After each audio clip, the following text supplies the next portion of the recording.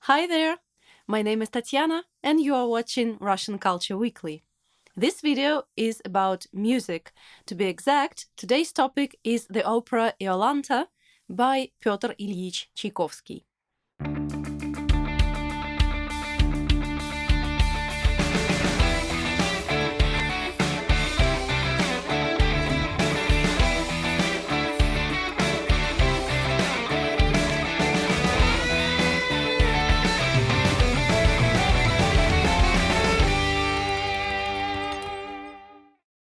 Iolanta is one of the best-known Tchaikovsky's operas.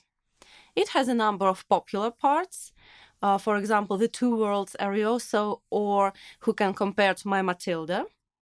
Iolanta is among few non-comic operas with a happy ending, reminding a little bit of fairy tales and Disney animated films. It is also quite short. For example, here in St. Petersburg, in the Mariinsky Theatre, the performance takes around 1 hour and 40 minutes. So, if you are new to opera but would like to get acquainted to it, I can totally recommend Iolanta to you. Because, longer and dramatic operas, even if there are true masterpieces, can be just too much. I still remember vividly how my husband and I went to the Mariinsky Theatre for the first time together. We were not even married that time, and I was the one who was choosing the opera. And I chose none other opera than Aida, which is 4 hours long and dramatic. And I'm still wondering how my husband didn't lose all will to go to opera with me. But back to Iolanta. Despite having only 5 main characters, Iolanta has a stunning song for each of them, at least one song for each character. And its melodies, however simple, are really memorable and pleasant, so you might actually find yourself leaving the theater and humming one of them. The plot is based on the play King René's Daughter by a Danish poet Henrik Hertz. I wonder if I pronounce his name correctly. If there are any people from Denmark watching this, please let me know.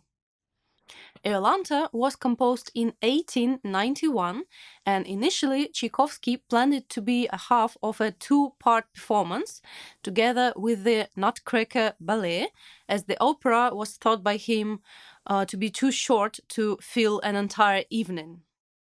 And later, when Tchaikovsky heard the Aleko opera by Rachmaninoff, he was quite enthusiastic about this one and proposed that Iolanta was performed together with Aleko. The premiere performance of Iolanta took place in December 1892 in St. Petersburg on stage of the Mariinsky Theatre, and it happened actually 1 year before the composer's death, and Iolanta became the last opera composed by Tchaikovsky.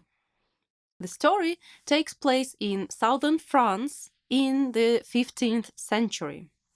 Iolanta, the daughter of King René, is hidden away from everyone and is surrounded only by the most loyal servants. Nobody dares to leave or to enter the place, otherwise they will face a death sentence. But why is the king hiding his daughter, who is young and beautiful? And what happens when 2 knights find themselves in Iolanta's garden despite the prohibition? I'm not spoiling anything here. The most recognizable parts of Iolanta are the lullaby, sung by a mezzo and 2 sopranos, Iolanta's arioso, Why Haven't I Known This Before, for soprano, Ibn Hakir's monologue aria Two Worlds for a baritone, and probably the most famous Who Can Compare to My Matilda for a tenor. Iolanta is among both singers' and viewers' favorites, and it can often be seen on stage.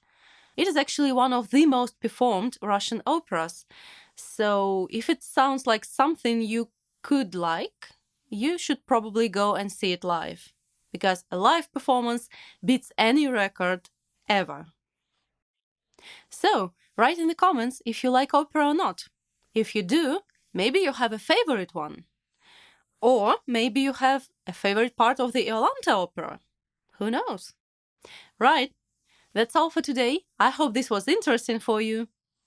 Take care and see you next week.